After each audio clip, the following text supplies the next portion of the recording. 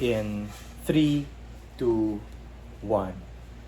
Mr. Speaker, ladies and gentlemen, side proposition oversimplifies this debate, and we need to acknowledge this is not exclusively like an actor motion, but as an average observer looking at this, we need to understand how this broadly affects the entire strategy of animal conservation, not just for endangered species, but also for the huge swaths of cute, furry, and nice animals who can potentially be endangered.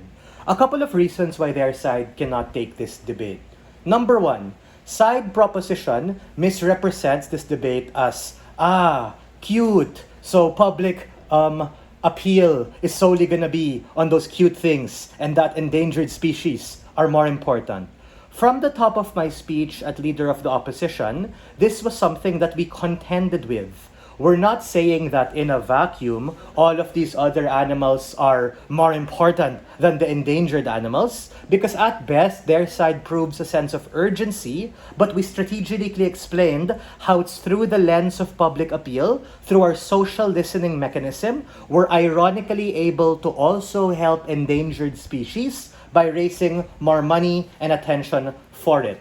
Brent, Matt, and I also extended this debate to talk about the duties of the animal conservation. It's not solely about endangered species, which is firefighting, but also about prevention, because prevention is better than the cure. We don't want to get to that point where they already are cooked and it'll take even more money and more capacity to fix it. Number two, they had little to no response on our case on what the nature of public appeal is, because they assume and operate under the perspective that the state is perfect and they have limited funding and capacity to do so. But we mechanized and talked about public appeal in terms of it being positive, like, yes, they're cute and endangered, but these fat and very Instagrammable animals like the tiger and the rhino can potentially get cooked if you aren't able to treat them right and also take care of them. We then talked about the negative case, which, by the way, for real had no response for.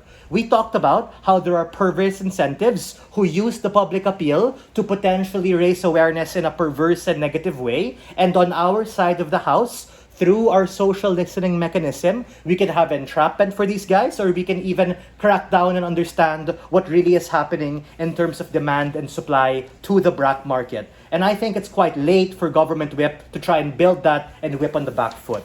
Thirdly, and most importantly, the value of what public appeal has as an important tipping point. Side proposition nerfs this as something completely wrong and useless, but on the opposition positive comparative, it's a strategic way to be able to solve the problems that they accuse us of, which, by the way, I'm not entirely sure how they solve that on their side. Because as an average reasonable person, we are aware of these nice, furry, and cute animals. But are we all on average aware of what specifically these endangered species are?